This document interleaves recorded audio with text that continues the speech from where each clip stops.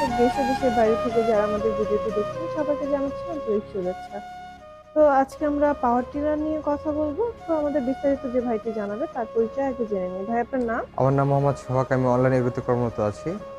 জি, আজকে আমরা কি ধরনের মেশিন নিয়ে কথা বলবো? আজকে আমরা কথা হলো দুইটা পাওয়ার টিলার নিয়ে। একটা হচ্ছে 120 সিসি পাওয়ার টিলার আর একটা হচ্ছে ডিজেল ইঞ্জিন হাত ঘোরা। এটা হচ্ছে 120 সিসি পাওয়ার টিলার সম্পর্কে প্রথমে আমরা আলোচনা জি, করি। এটা দিয়ে কি কি কাজ করা যাবে এটাতে বা আপনি সব ধরনের কাজ করতে পারবেন। আপনি যদি 4-5 বিঘা বা 5-6 বিঘা নিজস্ব সম্পত্তি থাকে বা জমি থাকে, ওইটাতে আপনি চাষ করতে পারবেন। ঘাস লাগান বলেন, তবে ধান